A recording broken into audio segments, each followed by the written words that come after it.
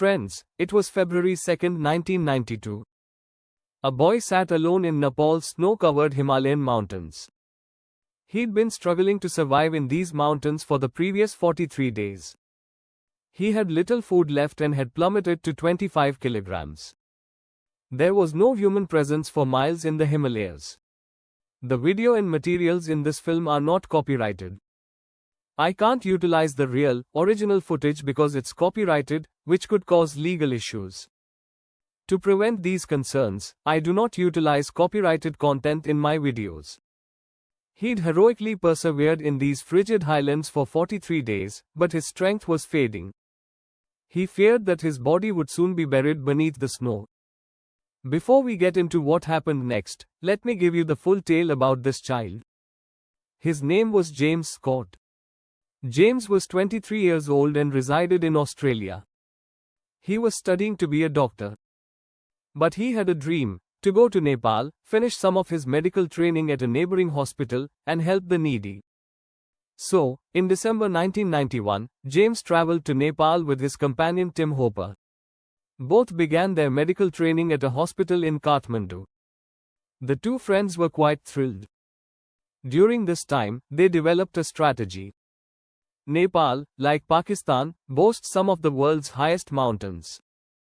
Mount Everest, the world's tallest mountain, is located in Nepal. James was frightened of heights, yet he chose to confront his anxieties. James and Tim intended to go trekking in the Himalayan mountains. Both were elated. They were forced to return since they were carrying too much luggage and found it impossible to travel across the snowy environment. They decided to go back, reduce some weight, and then return. This time, they brought a medical kit, 6 t-shirts, 2 pairs of cotton slacks, a sweatshirt, ski jacket, towels, and 4 shoes. James' baggage weighed approximately 10 kilos.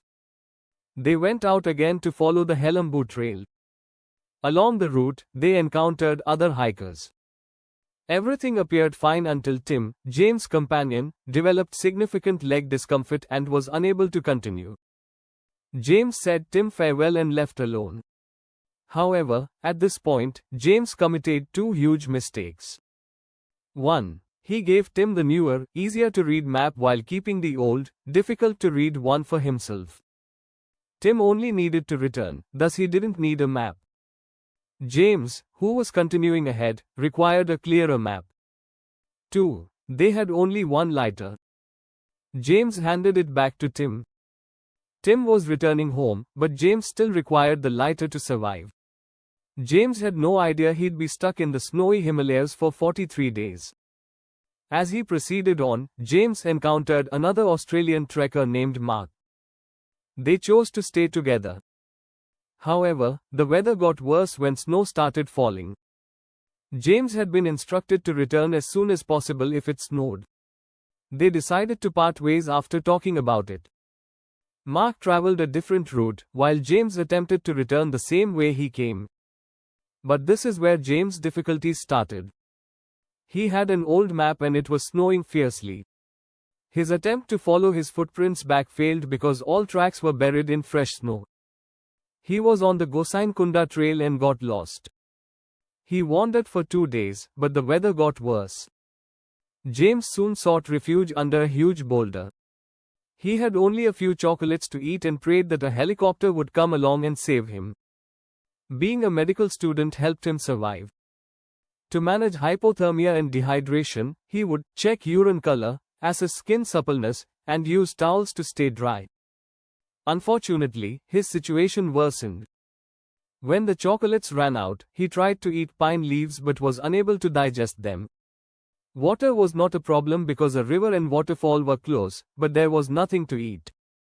James had been absent for 15 days. His mental state deteriorated while he stayed under the same rock. His body became weaker by the day. Meanwhile, his friend Tim was alarmed and called the Nepalese police. The search process began.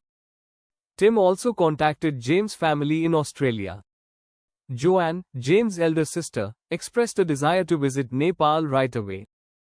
The Australian authorities urged against it, citing that a search had already begun.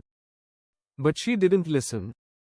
She acquired money from friends and relatives before traveling to Nepal with Andrew, James' childhood friend. In Nepal, they consulted Carl Harrison, a Himalayan hiking expert. Carl and his colleagues began the search for James. However, James' condition worsened considerably. Without sustenance, his body weakened rapidly. According to experts, a human may survive for 1 to 2 months on water alone, though some estimate 3 weeks without food. James survived for 43 days on water and almost little food. He initially had chocolates, but for the next 40 days, he had nearly nothing.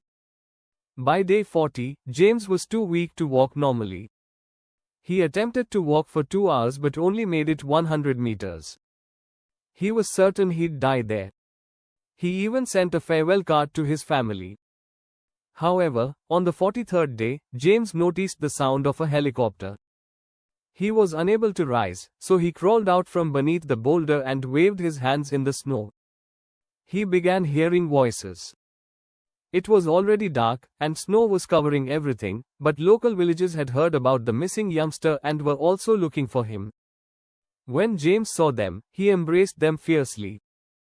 Due to the inclement weather, the helicopter was unable to rescue him that night, so the villagers stayed with him, fed him, and kept him warm. The next morning, James was evacuated to a small village named Talu before being transported to a hospital.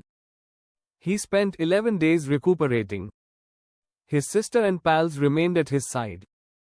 James Scott's story is unforgettable. He survived 43 days in the frigid Himalayas with little nourishment.